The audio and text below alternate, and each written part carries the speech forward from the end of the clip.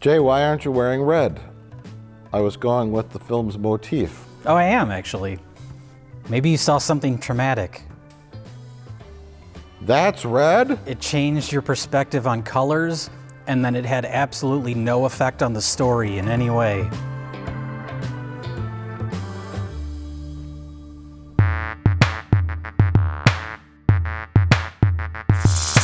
Hello?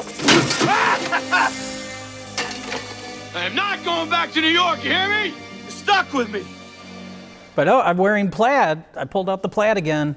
My flannel, because we're heading back into the 90s. Oh my goodness gracious. For another forgotten 90s movie. Last time we talked about a hidden gem. And this time we're talking about a hidden, even bigger gem. Can you please redefine gem? If this movie were 90 minutes, I would say it's a comedic masterpiece. But for some reason, it's almost 2.5 hours. And I did a little research on IMDb trivia. The director of this film, Richard Rush, had a struggle with the producer of the film. And they both did their own cuts of it. And the producer's cut was... Wait, the producer wanted to make a good movie? Was that the struggle? Well, they were both arguing over which one was the better movie. Okay. The producer's cut was 121 minutes, and the director, Richard Rush, his cut was 100 and... whatever the version we watched, 136 minutes, It's like 2 hours, minutes, 15 minutes. something like that, yeah. And the director was certain that his cut was the better film. And I don't think either cut would have made a difference. No, no. But we're talking about The Color of Night. I keep wanting to say The Color of Money with Paul Newman. And I want to say In the Cold of the Night, which is a Nico Mastorakis film, which this also reminded me of. I don't know how this is a big studio movie with Bruce Willis in it.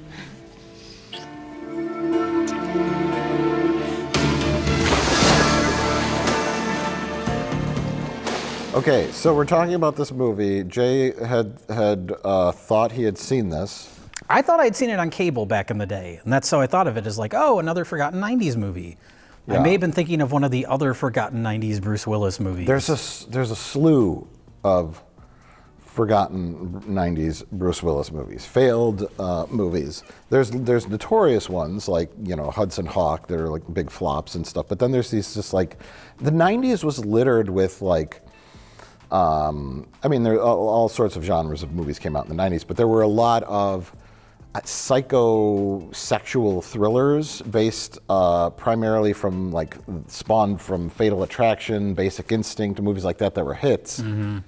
Primal Fear, I guess, like that's not sexual, but there's a psychopath obsession in the 90s of probably a little bit. We're talking about more of like the erotic thriller type movies, but there's also probably the influence of like Silence of the Lambs.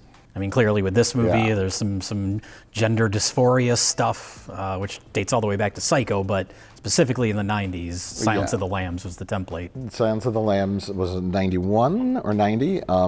Then, Fatal Attraction was late 80s. Basic Instinct, I think, was 92. Yes. That was the big one. Yeah. Where not only theatrical movies that were now getting more explicit and sexual and violent, but then they had all the glut of direct-to-cable, what they called Skinemax movies. Yes. So the audiences were thrilled when Sharon Stone crossed and uncrossed her legs, exposing her private parts. And then in this film, audiences were thrilled when Bruce Willis's floppy, non-erect penile was seen in a filthy swimming pool. I mean, they're very similar.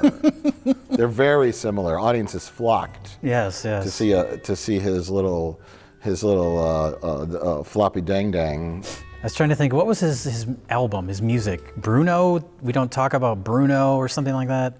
Well, We Don't Talk About Bruno is from Coco, the Disney Pixar musical. There's something with Bruce Willis and music where he went by the name Bruno, The Return of Bruno or something of Bruno. I think, The Return of Bruno or something. Something like that. We don't talk about Bruno. I think that's a song from Coco. Okay, well, there's some sort of Bruno. And then there's a song from the Popeye musical with Robin Williams. We don't talk about Bluto. The first shocking thing in this movie for me was the company logo that came up at the very beginning. Hollywood Pictures. Hollywood Pictures, which was owned by the Walt Disney Company. It was their label for making movies that were not family friendly. And then I started thinking, I got confused because wasn't that also Touchstone. Touchstone, yeah. And I looked it up. I was curious. I was like, why did they have two different labels that basically function to do the same thing? And I don't have an answer for that.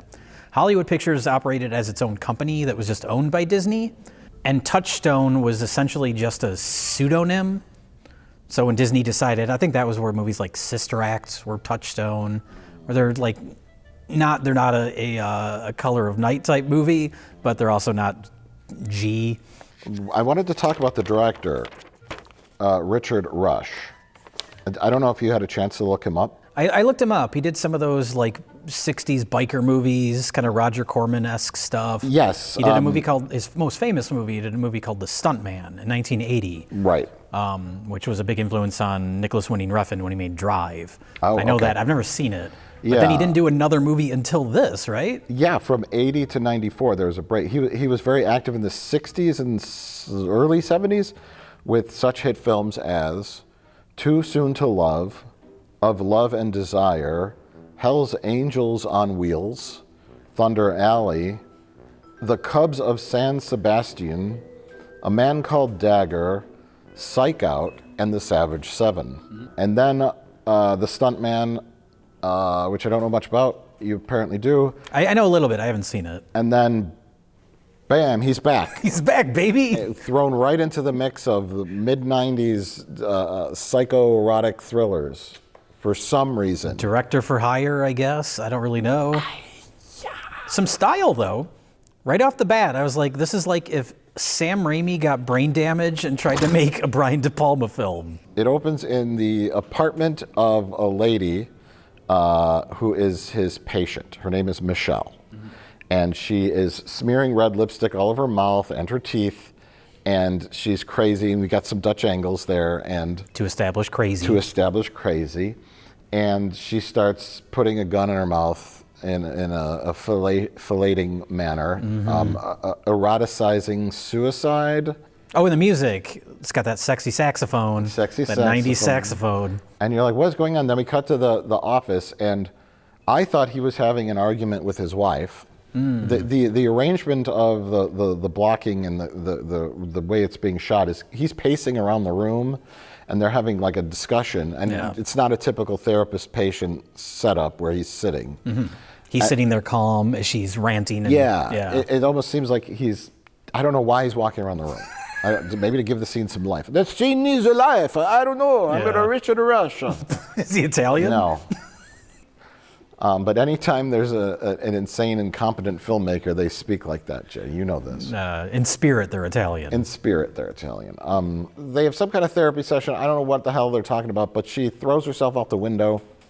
This is where I was thinking of Sam Raimi. Yeah. Lots of angles. We just hold on this dummy falling for a very long time. It's not bad. And they know they're smart enough to shoot it from far away. No, not smart. It was a great dummy. That's why it looks great. I half expected her to pull a parachute out. I certainly thought it was a person. Okay. It wasn't as good as the dummies in Indiana Jones and the Temple of Doom. Well. But it was certainly better than the dummy in The Fugitive. And of course, Never Too Young to Die is much better than that dummy. Well, yeah.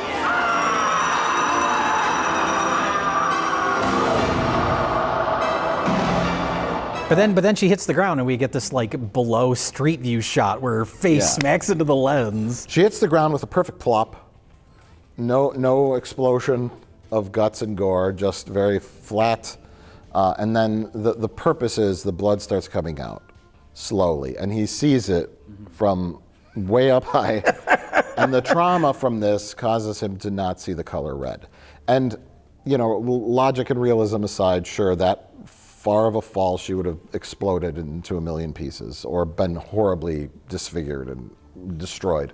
But I started to get that neo-noir sense. It's stylized. It's not meant to be realistic. It's not meant to be super realistic. So the point is that she killed herself and he saw a bunch of blood. Whatever way you want to convey that. I'm not going to nitpick that. But so that's the setup. And the movie's called Color of Night. So I kept waiting for that to have something to do with the story. Him not being able to see the color red. Like maybe he sees something at some point in the movie and mistakes it for blood, or he sees blood and mistakes it for something else. Jay, it's a motif. it does. At the end, he's able to see red again. Yes. So there is a conclusion. There is that. But I just assumed that would be integrated into the story in some way. Very mildly, not with any particular purpose. I think there's that one part. That's what I mean. Yeah. Where someone's like, "I'm in the red car, it's chasing you," and he's like, "Oh, so they know about that." So after that traumatic incident, Bruce Willis plays a psychotherapist. You can say miscast. He looks like he doesn't want to be there this whole movie. He doesn't come off. I'm assuming this came out the same year as Pulp Fiction, so I'm wondering if he came right off that set and then went to make this, because he was already like contractually obligated to make it. After this incident, he goes and consults his mentor, Albert Einstein, who is also a therapist. Probably maybe some guy he was a former teacher. I think they mentioned something about that. Yeah. And he's like, "Oh, get away from all this. Go take a trip to Los Angeles. Go to Disneyland." Los Angeles is a very relaxing, low-stress city. Go to Los Angeles and meet up with Scott Bakula, your old college buddy from psychotherapy school, and see what he's up to. Because the way to get rid of your trauma with having an incident at your psychotherapy session is to go hang out with a psychotherapist and a bunch of insane people during their session, which I guess is okay to do. Also on a high floor of a building. These are textbook things you do to get away. You survived a home invasion by a burglar who stabbed you 100 times. Go hang out at a prison, a prison for home burglars. I'm very sorry.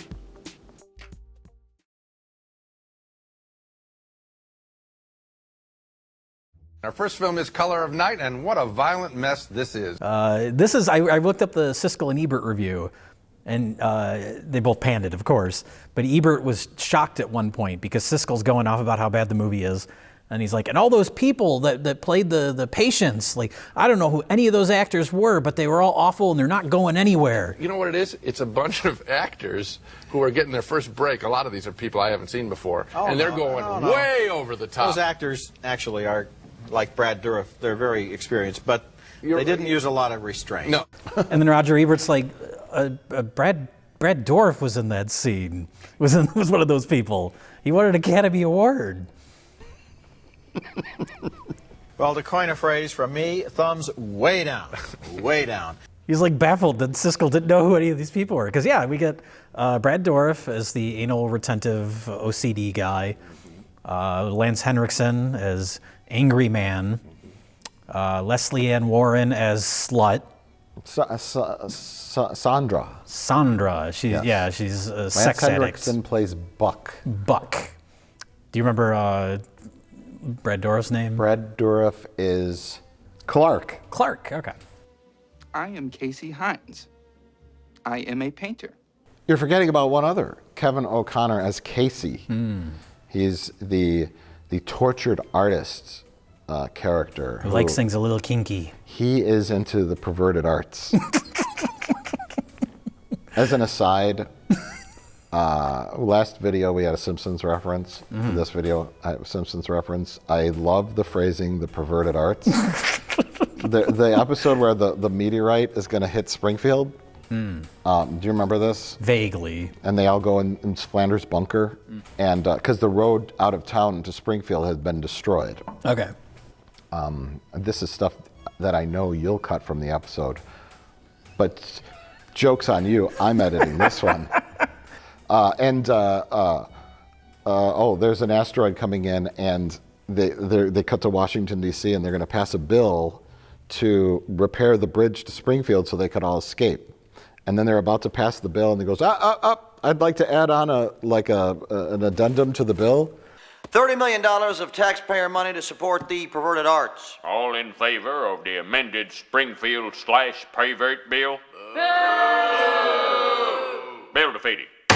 Extra money that would go towards the perverted arts. And then everyone denies the bill. Like, the bill is not passed. And then so they don't build the bridge. I've said it before and I'll say it again. Democracy simply doesn't work. The perverted arts. That is a great phrase. Great The term. perverted arts. So whenever I see stuff like that in movies, he has these like paintings of our heroine Rose, our vixen, Our femme fatale. femme fatale of the film, and he draws her like spray paint art on the side of a van, you know, like that kind of art. Yeah. It's all sleazy and trashy, like a bad tattoo, you know, like a naked lady. Woo! I've said perverted art so many times, I've now demonetized our channel once again. The whole channel. So then our most important character in the group, Richie, What? who is definitely not somebody in disguise. This is the most baffling creative decision because the whole movie unravels the second you see Richie. They try in this clunky 90s way, they try to because you see that person and you're like, that's someone in disguise. And they try to say like, oh no, it's someone with gender dysmorphia. That's why they look like a freak. It's like, okay, then I'm not gonna question it. And then that's like meant to get you off the path of what the eventual twist of the movie will be. But you see through it in 0.2 seconds of seeing Richie. There's a secret about one member of the therapy group, and that secret was obvious to me from the first shot. second The first shot. that person was on screen. Of course. So Richie, from their perspective, is a boy that wants to be a woman. Yes. So In the 90s, though, nobody knew anything about this stuff, so that's why that's why he looks so weird. Fuck you! Fuck you! I guess is their justification. So to try and throw you off from thinking about it too much. and Richie conveniently stutters and doesn't like to talk at all. And then the other aspect of the movie is that every member of this group, at the same time, they all start dating women. That they never mention the woman's name, but they all just happen to be coincidentally all starting to see someone at the same time. Different woman for each person, except for Richie. Well, all that revelation comes later. It's like halfway through the movie. Let's yeah. talk about the your big right turn in the plot is that Scott Bakula. He's Dr. Bob Jones, and Bruce Willis is Dr. Joe Bob. I forget their fucking names, but they're very similar. Sure. So it's Bill and Bob. Therapy, adieu. So Bruce Willis comes out to visit his old pal Scott Bakula. They go Scott on romantic Bakula, bike rides and he's doing well in Los Angeles. He lives in an embarrassing 90s mansion, and he has his own book. yes. He's a successful therapist and playboy. He's like, I got a lady, you won't believe her. She comes around every now and then, but she's not here right now. And so that's the first little clue, something's going on. But Bruce Willis stays in his house, and then one night after closing up business at group therapy, a mysterious assailant comes in and stabs Scott Bakula 68 times. Yes. And he falls through glass doors. And With their makeshift knife glove thing? yeah. That's another reason to mistake this for an Italian director, because that whole scene is, it's very Italian giallo without the style. Without the style.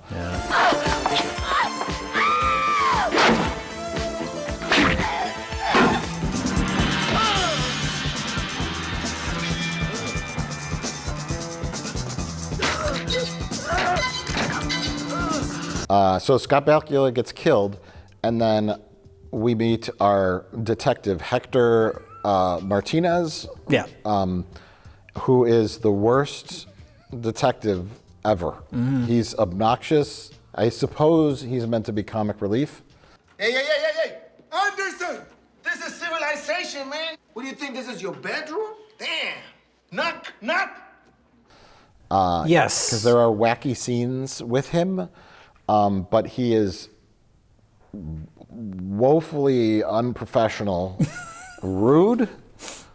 There's 5 patients in the group. I can't really remember their names right now. Like 5 cuckoos? Kind of dumb, obnoxious, pick an adjective, and he's it. Because the first scene with Bruce Willis, he's like, "So, what do? You're a therapist too, or shrink? You're a shrink? So these freaks, one of them had to kill Scott Bakula, right? I don't know. Aren't you the detective? I don't know. You just showed up and you were in one session, right? Which freak did it?" And so instead of an official police investigation, Bruce Willis is tasked with figuring out who the killer of his friend is by taking over his therapy session. Which I guess is a thing you can just do. Inheriting his house. Yeah. And just living in his house. Because these are all legal things. You can just because you happen to also be a therapist, you're just going to take over someone's state-appointed therapy session. At the encouragement of the police. They rule out the fact that literally anyone else in the world could have killed Scott Bakula. They just assume it was probably one of the crazies that he is counseling because they're crazy. It could have been someone who just wanted to rob him. It could have been anyone. Well, to be fair to our incompetent police chief, I mean, he is right. He is right in the He end. does end up being right. But or actually, no. He's not right. He's not right. It's not one of the. It's related to It's related, it. but yeah. Spoiler alert from this fantastic film that Jay made me watch. Okay, so Bruce Willis then, after a sexy bike ride with Scott Bakula, where they are replaced by stunt doubles for when there's a bit of that in this movie. Scott Bakula does a Papa Wheelie. To be honest, I'm not sure that was Bruce Willis's wang.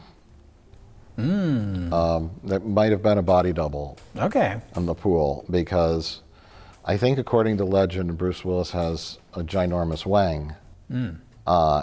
Because the legend is that him and Milton Berle went in the bathroom. Oh yes, that's the story. And compared wang sizes. And Milton Berle, of course, has an 18-inch cock. All I know that when I get an erection, I black out. And Bruce Willis, I think, is right up there with Milton Berle's penis size. Why don't we just drop our pants and see who's got the bigger dick, then we can go back and have a nice civilized breakfast. Wouldn't be civilized. Why? You'd be sulking. And so the penis that you see in the pool, while respectable, is certainly not, Milton Berle size, or even coming close to. Let's do 10. 10? Too much for you, huh? Not enough. I was thinking of maybe 20. Although, the water may have been cold.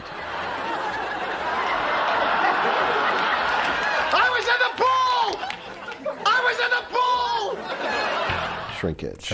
I was in the pool. So the jury's out on that. It's a hung jury. Well, I'm impressed by that wit. Anyways, we're trying to talk about this terrible movie. We're talking about everything but. Embarrassing 90s homes. Embarrassing 90s police stations. Yeah, I think that police station was used in every cop movie in the 90s. It looks like a 90s wedding venue. It's really bizarre. I think it actually is the LA police station. I think. If it's not, it's used in every movie that takes place at the LA police station. Bruce Willis now has taken over Scott Bakula's life.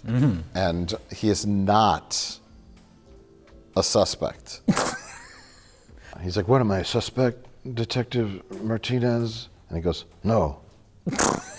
But I want you to find out who killed Scott Bakula. So he was only in the film for 5 minutes. Mm-hmm. He quantum leaped right out of this bad movie. I'm retarded? Done my part. So Bruce Willis takes over his life, blah, blah, blah, and then he gets rear-ended, and she is, oh, hi, blah, blah, blah, let's exchange numbers, and then she shows up at his house. And I think they go out to dinner before they start having sex, right? Yes. They do have one scene where they get to know each other very briefly. Yes. Before having an extended, multiple-part sex scene. It felt very, the way it was shot and the music and all that kind of felt very Tommy Wiseau. Yes. Well, yeah, the music's very big and bombastic. It starts with them in the swimming pool. It goes on for a very long time. And then the music dies down, and we have a fancy little dinner scene.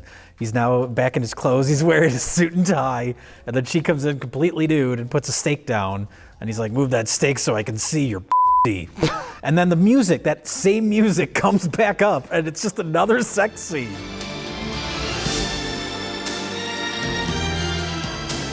It was supposed to be erotic, but it came off like The Naked Gun. Yeah. I was thinking about that. The music is all over the place in this. There's parts where it feels like The Naked Gun, like a parody. Yeah. There's a scene at the end, I think, when they're all the patients in the therapy session are all like arguing with each other about something, yelling, and it's supposed to be tense, but it has like this whimsical music. Stop acting like an emotional child, baby. I am nobody's making anything up, and stop it. Stop it. Quit. You're crippling the picture up. I feel like there's really maybe, fit. yeah, I don't know if it was an attempt to like fix the movie in post. Or like, these scenes come across kooky. We should add kooky Addams Family music in the background. Yeah. It's really bizarre. So Rose has now just thrown herself at Bruce Willis, and a normal, rational thinking man probably would be suspicious, but he's blinded by temptation and allure of her, as is most of the other characters too. The mystery, who just coincidentally looks exactly like Richie. Exactly. Not exactly. I mean, it's the minute you see her in that car, I was like, well, that's Richie. Because Richie looks so much like a person in disguise. Spoiler alert. The reason why Richie looks like a person in disguise is because Richie kind of is a person in disguise. It's a boy who wants to be a lady. Right. So by that definition, he is making alterations to his appearance. If that Richie was just, hey, it's Richie, he's a dude. He's a crazy dude, then it would have been like, there's something weird. That's a lady, right? Like, I can tell. Yeah. Like, the twist is pretty obvious. The first character we see Rose with is Sandra. Yes. They start like shopping together, and then like a lesbianic affair. There's no like reveal too. It'd be one thing if it was like, oh, I'm gonna go visit. If Sandra was like, oh, I'm going to go visit my new girlfriend, and then we have like she opens the door and oh my God, it's Rose, but she's going by the name Bonnie. Yeah. But it just like hard cuts to them like giggling and trying on clothes. Yeah. Is very bizarre. Just There's like no setup. No setup on how they meet. Yeah. And then like Lance Henriksen then eventually says something like, oh, I've got a new lady in my life. She's into really old guys with gray hair that are balding that live in a filthy trailer. She's 21 years old and I'm 68. There's nothing weird about it whatsoever. And everyone's like, oh, well, good for you. And then Casey's like, I also have a new lady in my life. She's 21 years old. And she's just really into me, and I paint her naked, and I could really see into her soul, and blah blah blah blah blah. They try to throw you off because we see him. He's into kinky stuff. And he's like chained up, and someone's whipping him. But then we pan across, but you can't see who it is. They're blocked by a painting. Threw me completely off track. I couldn't imagine who it was. And, well, this is the other thing. Going to the end, it's revealed that Rose has multiple personalities. And the one that all these group members are seeing is this English woman named Bonnie. So they're all dating somebody they never mention who the person they're dating's name is or what they look like, because the whole movie would fall apart if they did. Yeah. Oh, you're dating someone named Bonnie? What a coincidence. So am I. That just never comes up. Wait, her character is always Bonnie for... Everybody but Bruce Willis. Why wouldn't you have a different character for every person? That would make the most sense. And if you're dealing with multiple personalities already, go full into it. Yeah. But for some reason, she's like she puts a wig on and Yeah. has blonde hair for when she hangs out with, Sandra. Right. And she has an Irish accent or fucking whatever, Because that's the other thing is when Bruce Willis comes to visit Sandra, Bonnie/Rose is still there. And then she puts on big comical sunglasses and just like walks right past Bruce Willis. And it's so clearly Rose. And Bruce Willis is just like, oh, who was that? I'm going to go take a nap now.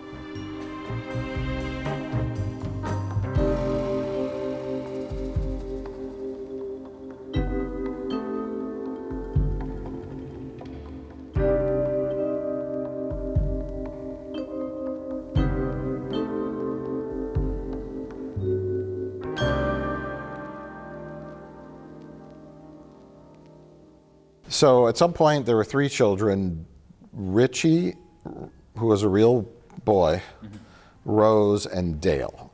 And they were all under the care of Dr. Niedermeyer when they were 12. And I think Dr. Niedermeyer... They really should have named that character something else. Yeah. Every time they said it made me laugh. It's a little silly. Yeah. Niedermeyer abused Richie. Yes. Which caused Richie to commit suicide. Rose was also abused, and I don't know, let's just assume all of them were abused by Niedermeyer. But when Richie died, Rose, her personality broke, and she decided to become Richie, or at least... At the influence of her brother Dale. Dale wanted her to, so that he could then molest Richie. I think it says that. Oh. Either way, the whole backstory is messed up. So then, because Dale was protecting her identity, so he could keep molesting, or so that he could get revenge on therapists, I think. Yeah, he says that later on. You're all the same. I'm just going to kill therapists now. That's my backstory. He's got motivation. Niedermeyer was a very bad therapist. And so Rose is then forced to go in disguise as her dead brother. Well, and then psychologically it messes her up to the point where she thinks that she is Richie. Yes. And then meeting all these group members because she's scouting out to kill Scott Bakula. And all these group members start to bring out other personalities from her. That's where Bonnie comes from. But then the real Rose, it takes the charm and charisma of Bruce Willis to bring the real Rose out.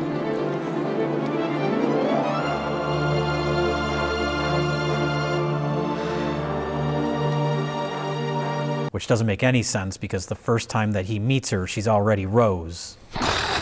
She hits him with her car. Hi, I'm Rose.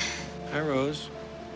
So this movie is supposed to be a psychosexual thriller with a kind of neo-noir-esque plot style. Yeah, I mean, it's essentially supposed to be like a whodunit mystery thing. Oh, whodunit. I mean, like, listening to the movie, it like some of the scenes with the patients in group therapy feel very like stage play, like the way that they're acting and the moving around the business, the blocking. They're just kind of like, it's all very big. They get mad and they pace over to the other side of the stage, and it feels very like melodramatic.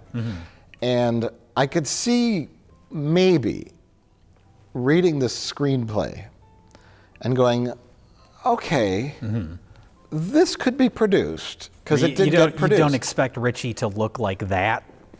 Then the details of when they actually got the director.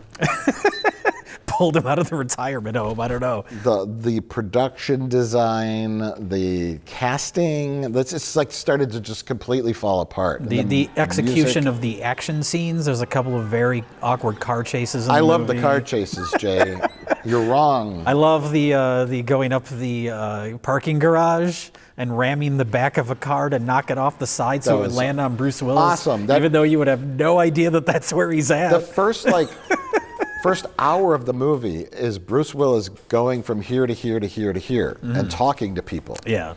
And he's like that late Niedermeyer's wife is like, I don't want to talk to you. And he's like, okay, I'm going to go here. And it's like, where's Bruce Willis going next? Then a red sports car tries to murder Bruce Willis. Calls him on his phone, his cellular car phone. Yes. And starts talking like a cupid baby doll. Yeah. Until it turns into like a exorcist voice or something. Yeah, that was awesome. And then Bruce Willis is on the car phone. He starts looking around at other cars on the LA freeway to see who's got the old car antenna. The car tries to kill Bruce Willis by ramming him, and he hits the big truck carrying new cars, which is always that's my fear. That's the way I'm gonna die. One of those comes off the back. I'm gonna tell the world right now. That's my final destination moment. Is I'm gonna be driving behind that, and then one of the cars is gonna come loose. Whenever I see one of those, I'm like, let me keep my distance. That's the way I am with trucks with like big pipes or logs or something sticking out the back. That's your final destination end? Yeah. Mine is. That actually is in one of the Final Destination movies. Oh, those logs come loose and it goes right through the person's face. Yeah, it can happen. It has happened, in fact. But that car chase was great. And then they're on the train tracks and they're like pushing each other. It's awesome. As the train's getting closer and closer. But it does feel like it comes out of nowhere because so much of the movie up until then has just been, like you said, feels very stage play. You got to up the stakes. Sure. You got to up the stakes. And I was like, okay, I'm excited about a little action because I was getting bored. Yeah. That's why I say cut this down to 90 minutes. It needed to be 90 minutes, yeah. And it needed to not be so fucking weird. Also. Well, that's what makes it memorable. Weird in a stupid, bad way. Then you get to the end, and they have the big final confrontation. We find out Dale has been behind all this. We find out that, surprise, surprise, Richie is actually Rose. And then Detective Hector Martinez shows up, and Dale's shooting a nail gun at him, and just his rubber hand just gets stuck to the wall. It's all very silly. Now, Jay, you and Rich are craftsmen and toolsmen. Those are not the right kind of nails for nail guns, right? Those nails were gigantic. Yeah. I mean, maybe there's some sort of industrial nail gun that does that, but most of them have a safeguard where you can't just shoot nails out of it. Right. You have to press it down into something. Well, they were like bigger nails with the larger head. Yeah. And any nail gun I've ever come across is more, they're thinner and they have the small tip, the small head, because they're not, the big head's meant for a hammer. Right. So yeah, visually they appeared on screen as nails. The little thin ones with the tiny little head on it wouldn't be so impactful on a visual sense. So I understand that, but I was like, those nails don't shoot out of a nail gun. Yeah. But then the funniest part, the barrel of the nail gun would have to be gigantic in order to accommodate the head. Yeah, I don't remember. Was it attached to anything? Because they also have to be attached to like compressed air. Yeah. I don't know if it was in this or not. Yeah, it might have had a cartridge. Maybe. Yeah. But then the part that made me laugh out loud was then because Rose is so conflicted and she's so messed up psychologically, she tries to kill herself by putting the nail gun up to her chin. And I just burst out laughing. Because it's just going into her chin. Yeah, it's not a gun. It's not a bullet that's going to pass. I mean, I guess it could pierce her brain, maybe? I don't know. If she did it to the temple. Yeah, that would be, maybe? it probably looks even sillier. I don't know, but at least it would be more logical. I don't even think that would kill her. Yeah, I don't know. I guess people have gotten things stuck in their brain and survived. Yeah, like a bullet just does horrible damage. It just explodes your insides. A nail is just. To be fair, she is psychologically disturbed. Yeah, so. And she's a woman. Brad Dourif feels like a caricature for most of it, but then he does have one scene where he gets to go full Chucky and he starts screaming. Yeah. And that's fun. Oh, shut up! Shut up! Shut up! You promiscuous I do have somebody in my life. Black, emotional, whole, unattractive me. Well, his arc was that he's OCD, so he's constantly counting the books. And then early on, Scott Bakula hides his notes inside the sleeve of a Van Gogh artwork book, and he hides it on the shelf for some reason before he gets murdered. Sure. And you gotta have something for the characters to discover. They find it later. See, I was thinking like, this is a really weird detail, and that's what I want to talk about. Some of the details. In Scott Bakula's house, he's obviously an art fan, because I think Bruce Willis comments on his art. He's like, "Oh, these are great artworks." And at the bar in his house, he has bar stools that are Picasso themed bar stools with like Picasso faces as the backs of the chairs. And then I thought he was doing the book swap, and I thought he book swapped his notes in the sleeve of a Picasso art book. But it was Van Gogh. Yeah. So I was like, for some reason I thought it was Picasso, and I was like, oh, Bruce Willis is going to make the connection. He's going to look at those chairs and he's going to go, Picasso. Oh. Then he's going to see the Picasso book. I thought it was a setup. Yeah. It wasn't. I don't know. Like, the director stinks. The movie is a bizarre tonal mess with many laugh out loud moments, strange choices. You're lying. You're lying. You're lying. You're lying. I don't believe you. It just feels it feels like a weird dream. It doesn't make any sense, like, realistically. Like, but not in a way where it feels like that's intentional. No, yeah. Intentional only in a film noir kind of way, where you could kind of like take a step back from like the details of reality for a moment.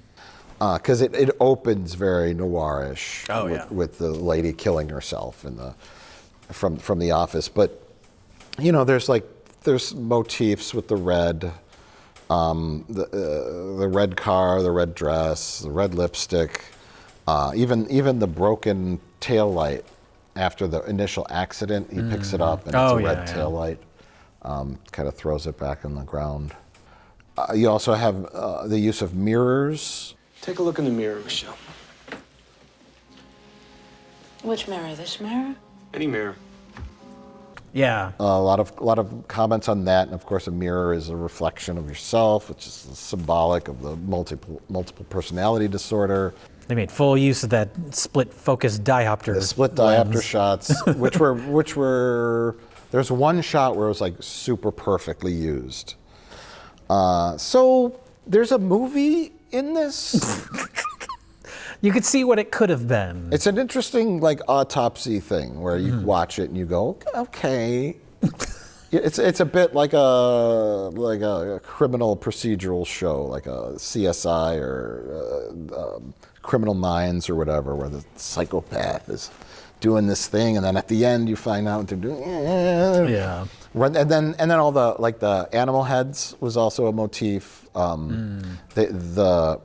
Which was like clues that Dale, who made furniture, he made like elaborate, specific furniture with like animals and gargoyles and tigers and stuff like that, and that was his thing. And I think throughout the movie, that like theme of the animal heads, lions and things like that, were sprinkled throughout until we get to the end when the showdown is in his warehouse studio where he makes all the furniture.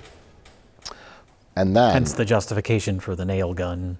That's the justification for the nail gun. He has a nail gun that he builds furniture with. And Bruce Willis says many times throughout the film he does not like guns. I do not like guns. I don't like guns.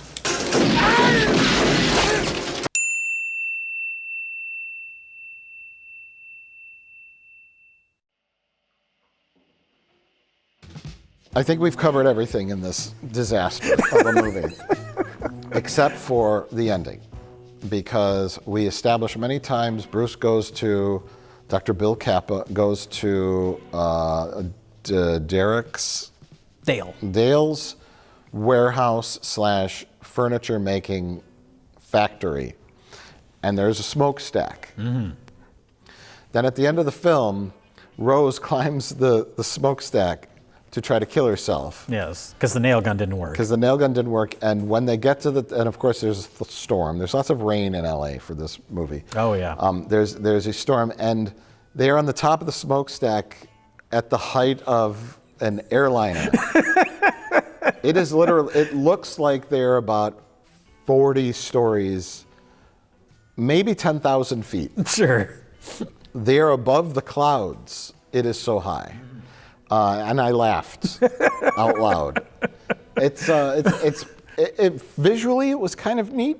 It was fine. Matte painting. It's very cliche, the hanging off the side of the building at the end. Yeah, but again, film noir. You have the excuse of the noir. Yeah. And she's again, I'm going to kill myself, and then she jumps, and then he catches her and then pulls her back up, and then the chef's kiss on the end, the cherry on top, is Detective Hector. Mm-hmm.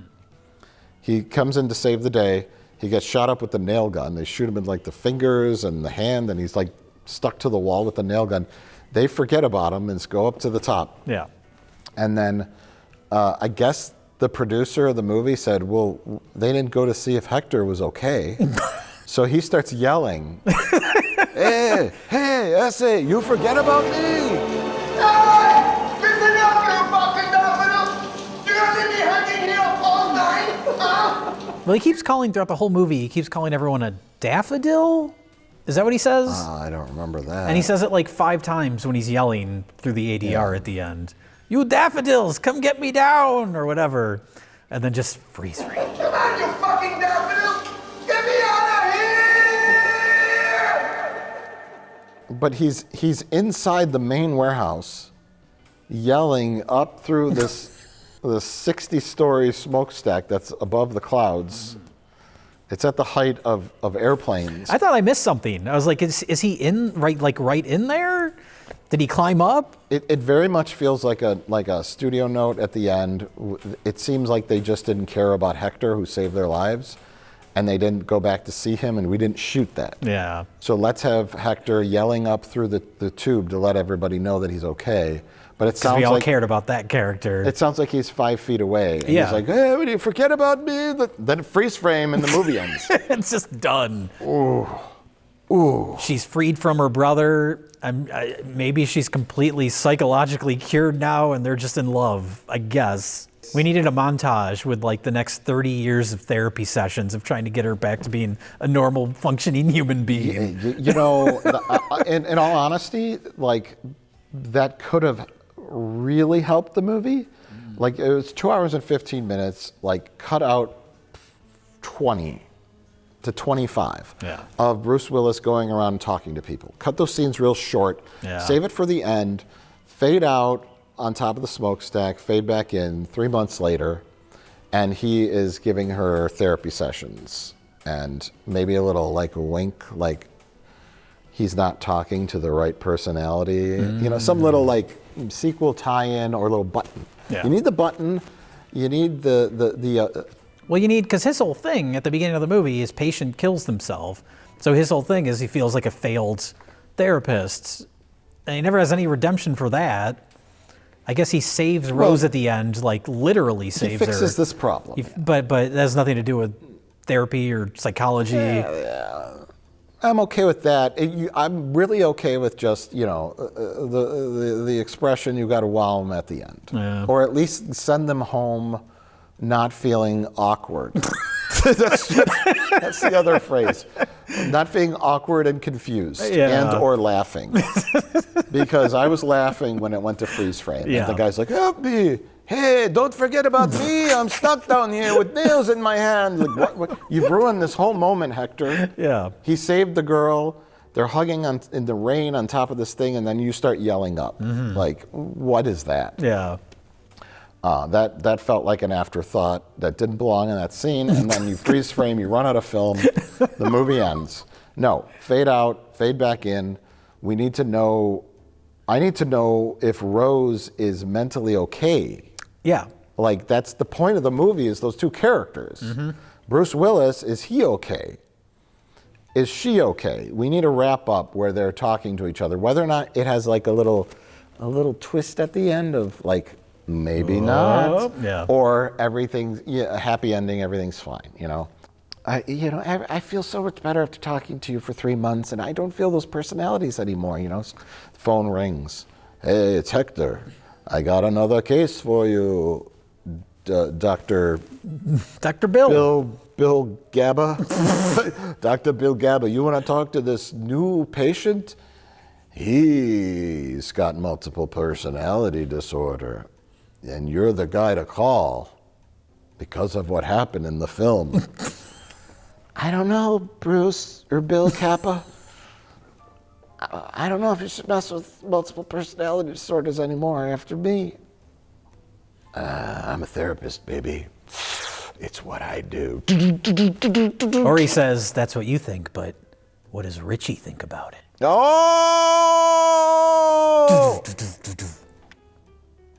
Or they have a loving breakfast. I feel so much better after all the therapy you've given me. I no longer need to be Richie or any other personalities. I'm completely fine.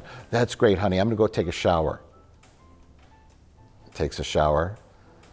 She puts on the Richie hairpiece and the glasses. Yeah. And polishes up a knife. We have 10-minute sequence where she's walking around with the knife on it, and then rips the curtain open. Just kidding. What do you think of my Halloween costume? I'm going to go as Richie. Are you? I mean, okay, any ending. Literally any ending. Any ending that isn't a weird freeze frame. Any ending that isn't a weird freeze frame. That leaves them both still in the middle of being emotionally distraught. I mean, you had laughs throughout the film. They were unintentional, but there were laughs throughout the film. Why not end it with a laugh, or just end it with something that opens it to a sequel, or kind of leaves you maybe with a little ambiguity about where their relationship is going to go from here on out. Maybe just end the film with just a hot sex scene. That goes on for 20 minutes. Why not? Yeah. Just they go back to lovemaking, then everyone gets up from the theater and goes, wow, that was a sexy-ass movie. But why did you make me watch this? Because I thought it was a different Bruce Willis movie. Okay. I'm glad we watched it, though. This was a fascinating, like I said, if it was shorter, Yeah. this could be like a cult classic. Yeah. As it is, it's flabby, it's boring in parts, but man, it has some genuinely laugh out loud moments. It has some very weird decisions. It feels super dated and strange and very 90s and bizarre. And as just a like an erotic thriller, it's like the least sexy thing you'll ever see. It's very non-erotic. The sex scenes are like, those two don't have any chemistry whatsoever. I did find the water squirting toy tank in the bathtub scene quite erotic. Oh, sure, yeah. It's a weird movie that I think most of the world has forgotten, and we dusted it off. We watched it, we analyzed it, and we decided that it needs to go back on the dusty shelf to never be seen by human eyes again. Yeah. Someone just needs to do a fan edit. Like people took the Hobbit movies and cut them down to one movie. Cut this thing down to 75 minutes, and you got a winner.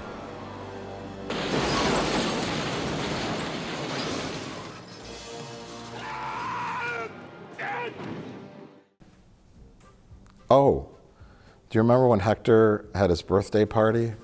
Oh, yeah. And the helicopter came by? Yes. I just wanted to mention that. What was that? As a closing. Why was that in there? Bruce Willis goes to talk to Hector at two locations that are wildly inappropriate. He goes to talk to Hector at the Whiskey. AKA the Whiskey A Go-Go. Now called the Whiskey A Go-Go. They have a very quick scene where they shout over each other over a grunge band. Why were they there? Hey, what are we sitting here shouting at each other for? What is with this place? Did Hector just want to see the band? Hector said he liked going there because he used to do drug arrests there. I used to work in narcotics, and I used to come here a lot. Something like that. And he's like, I've always liked this place. It's just an excuse to have a scene that's not in like the police station, I guess. Or a therapist's office for the trailer. Yeah. And then they go to, Bruce Willis shows up at Hector's house, but coincidentally, it's his birthday party. So there's kids hitting piñatas, there's people drinking, and a cop sparklers, piñata. Cop piñata. Sparklers going off. He's like, this is the worst time for us to have a meeting about this murder case. And then a police helicopter shows up, and it's like, hey, you're under arrest. Wah, wah. Just kidding. We're using police assets and taxpayer money to run a prank on you. And then a female police officer hangs off the helicopter, standing on the landing gear. Yeah, it looks very dangerous. Very dangerous. And takes her pants off and exposes her to a crowd of people down below, which include children. And that's all. That's what we're going to close on. Is man, LA in the '90s was a strange time. If I'd have known it was your birthday, I'd have come by tomorrow. Me too.